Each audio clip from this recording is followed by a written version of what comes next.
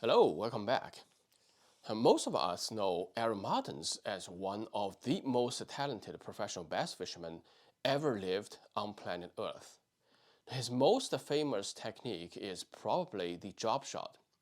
Now, if I call him the King of Dropshot, I think at least more than 50% of you would agree. Now, Aaron is my inspiration and idol. I started to love megabass because of him.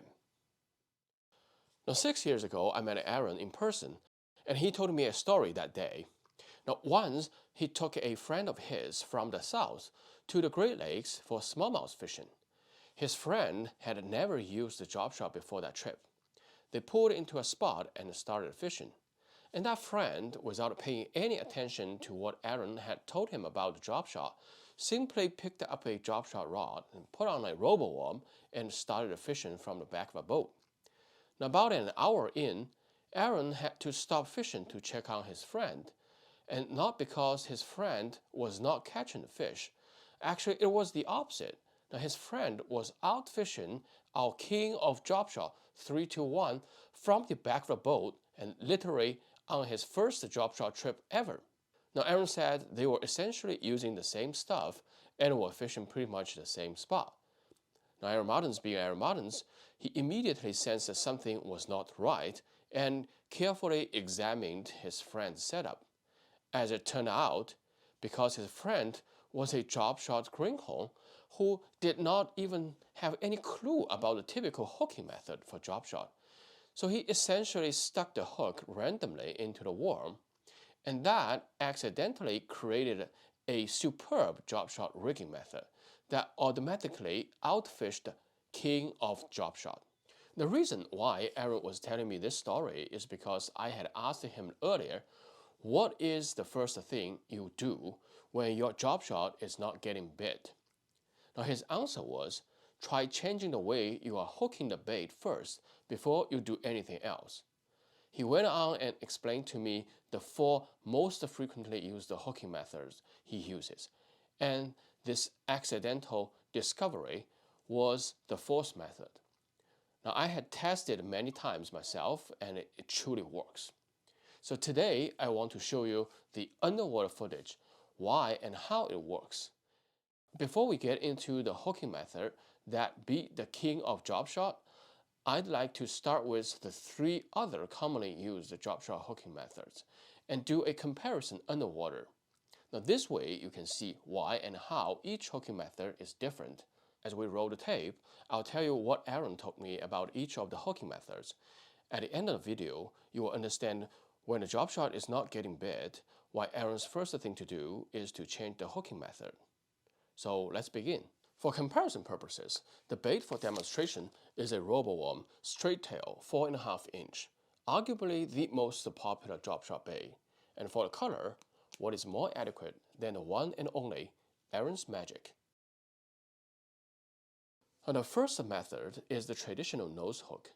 The hook goes through the top tip of the worm and pops completely out. The majority of us likely all started from this method for drop shot fishing. Now this is how it looks underwater. Once the rig hits the bottom, the bait slowly gets down to the bottom as you give it a little slack. Now when you twitch the bait, and this is how it looks like.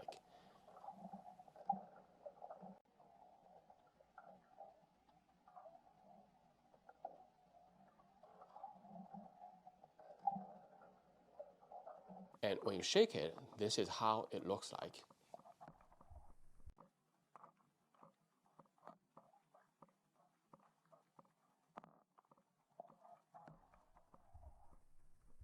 The second rigging method is also a type of nose hooking, but different from the first traditional nose hooking. Now here's how you do it. Now this part of the hook is called the throat. So on worm, you find a point where it's roughly the same length of the throat, then stick the hook point in right there and thread the worm until the entire throat part of the hook is covered. For this reason, I call this hooking method the throat hooking. The hook point can be just under the worm head, or I prefer to stick the hook point just a tiny bit outside the worm head. The worm part covering the throat should be straight. Now let's look at how it acts underwater. The same thing, sinker hits the bottom, then gives some slack, worm goes down to the bottom slowly. Now this is how it looks when you twitch it.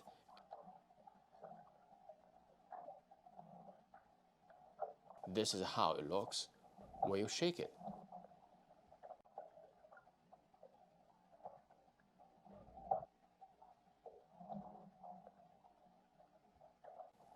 Now let's compare the traditional nose hooking with the throat hooking. When the rig is twitched, you can clearly see the nose hooked bait is not in line with the hook shank, while the throat hooked bait is always in line with the hook shank. And exactly because of this difference, when using traditional nose hooking, it tends to give us a lot of line twists because the bait is widely out of alignment of the hook shank. The bait twists and rotates a lot when we retrieve the rig. On the other hand, the throat hooking twists much less during retrieving, giving a much better line management, especially when using straight fluorocarbon. The second difference is the throat hooked worm clearly imparts more subtle actions when twitched or shaked. Or I should say, it is more responsive to our line control. Because the head of the worm is thread onto the throat, it is almost like locked. Well, unlike the traditional nose hooking, you can see the worm is free to twist left or right on the hook. Also, if you look from the side, when we are imparting up and down motion, traditional nose hooking has only a small vertical contact within the worm, while the throat hooking has horizontal inline contact with the worm, which leads to the different response to subtle motions. Now the third difference is quite obvious. The traditional nose hooking exposes the hook point and the barb completely. It is not the best to fish around weeds or other covers unless a very small hook is used. But the throat hooking goes through weeds, even the hard-stemmed pondweeds, pretty effectively. Now I'm not saying it is completely snag-proof or weed-proof, but compared to the traditional nose hooking, it is day and night difference. Next, let's look at the third way, the Wacky hooking. Now what you do is you stick the hook point roughly in the middle of the worm, just like you would with a Wacky rig or Wacky jighead rig. The same thing, the rig hits the bottom, slow falling to the bottom,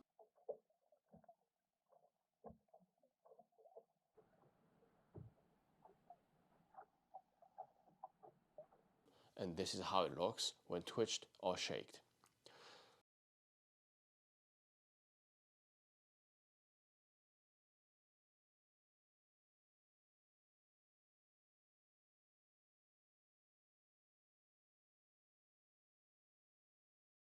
Now let's compare it with the throat hooking.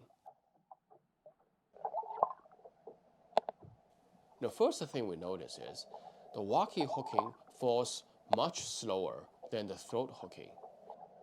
This is true before and after the sinker hits the bottom. Oh, and by the way, traditional nose hooking and throat hooking essentially falls at the same rate. Now also, the Wacky has this crazy wiggle action during fall, while the throat hooking or nose hooking almost fall without too much action or motion. Now that we have looked at the three most commonly used dropshot hooking methods, let's introduce the fourth hooking method, the Aaron's accidental discovery we talked about at the beginning of the video. Now Aaron called it the Gilly hook because the name of Aaron's friend in that story was Gilly. And the worm is hooked right around the gill if you consider the worm as a fish. What you do to do this Gilly hook is, on this 4.5-inch roboworm, just like the Wacky rig, you stick the hook point into the worm perpendicularly. But instead of sticking the hook in at the middle of the worm, you stick it roughly at 1/4 of the length from the head. So right around this part, and about 1 inch to 1.5 inches from the tip of the head.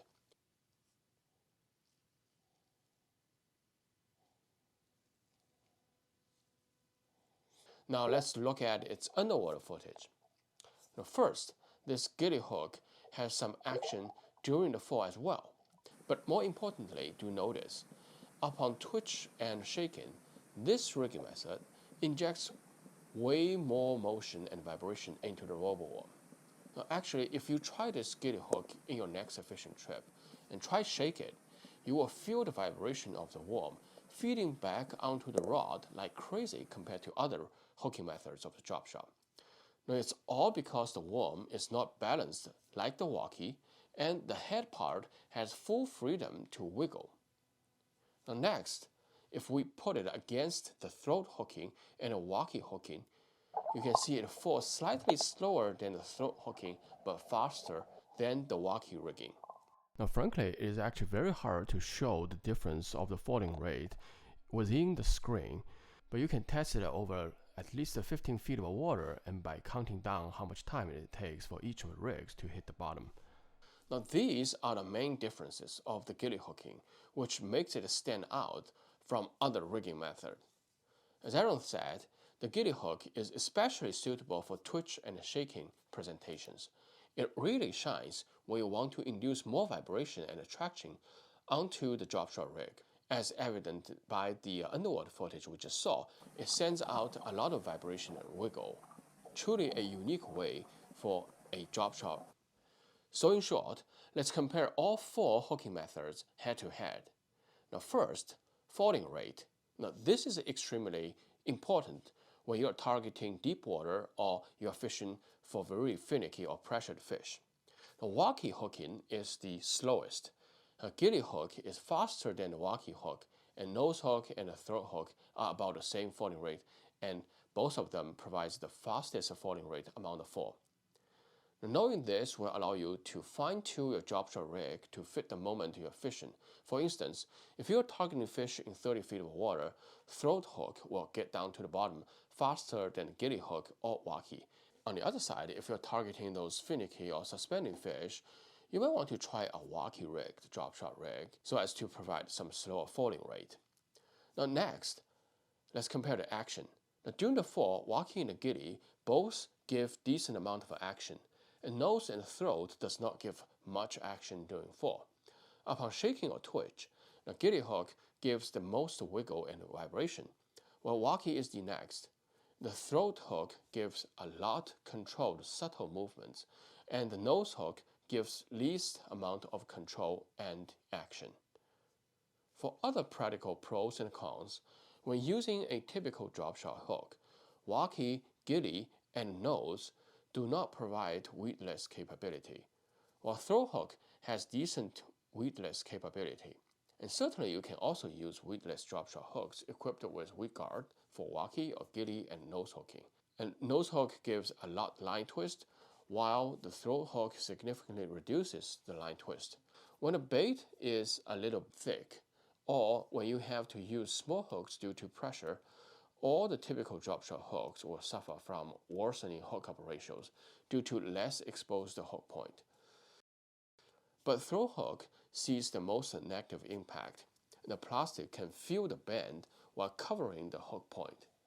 Now I've tested a lot of different drop shot hooks and have found a couple of those Gamakatsu hooks extremely good. And the first is this Gamakatsu G Finesse. Of course, Aaron's portrait is on the cover. The good part of this hook is the opening of the hook. If you compare the same size hook with the typical Gamakatsu drop shot or split shot hook, you can see that opening is actually a little bit wider, and the hook point actually bends out just a little bit. So that way, the hook of the same size can actually accommodate a little bit more thickness of the plastic. And the other type of hook that I found works extremely well as a drop shot hook is this Gamakatsu Worm 329 hanger. Now they have a slightly wider band and a throat than the typical ones, just like the Aaron Martens G Finesse. The hook point is less in line to the line tie than traditional drop shot hook. So these hooks can really accommodate more plastic and are extremely suitable for throat hooking. They are super sharp and stay sharp. Also is the best as far as anti-rust goes. So in my hand, they have provided a way better penetration and very minimal amount of fish loss. So this 329 hook actually comes with thin wire and medium wire, which they call it HD. Now I have no affiliation with Gamakatsu again, just sharing some good stuff for you guys. These two are essentially the only hooks I use for drop shot these days. Now personally, I rarely use the traditional nose hooking these days. Now, almost every situation where a nose hook is needed, I use the throat hook. The only time when I still use the traditional nose hook is when I'm using very small drop shot hooks for really finicky or pressured fish, or when they are super finicky and reluctant to open their mouth, where you basically want the bait to be completely motionless or neutral. Now, under these conditions, usually the fish will bite very sluggishly. So what you want is a good hookup ratio. And under these circumstances, the traditional nose hooking will help because of the exposed hook. And for gilly hook, under crazy tough conditions like highly pressured bedding fish and etc., and also under some lower water visibility conditions, now I found it to be more effective than other hooking methods. Today we only cover situations when small hooks are used for drop shot. And thread on and a few other rigging methods are not mentioned in today's video because that usually involves using much bigger hooks, and that will be a later video. Now, at the beginning of the video, I told you Aaron said the first thing he would do when the drop shot is not getting bit was to change the hooking method. So now you know why. You've just witnessed the 4 drop shot hooking methods, their pros and cons and differences, all underwater with your own eyes. And different hooking methods can change the drop shot rig's action and attraction drastically. The devil is really in the details. Now going back to the day where I met Aaron in person, his passion and enthusiasm was simply infectious. I was walking toward him and he saw me wearing the Shimano jacket and he goes, "Nice jacket, man." Then I pulled out this Megabus hat. And then he gave me a big smile of his Martens style. And then we went on talking for over 45 minutes non-stop. Now, how much I learned that day and how much tackle tips he shared with me, especially with regard to Megabus rods and baits, was simply priceless, and I will never forget. And he was such an inspiration to me and to the fishing community. A couple years ago, so much of us were so sad that he passed away way too early. But I'm sure Aaron's spirit is still with us. He just changed the title from King of Dropshot to now the God of Dropshot. Now with that, thanks for tuning in. And next video, I would like to switch gears to gears. Now I want to get down to the bottom of a couple topics on the fundamentals of casting and reels. If you like what you're seeing, please hit that subscribe button and tight lines until next time.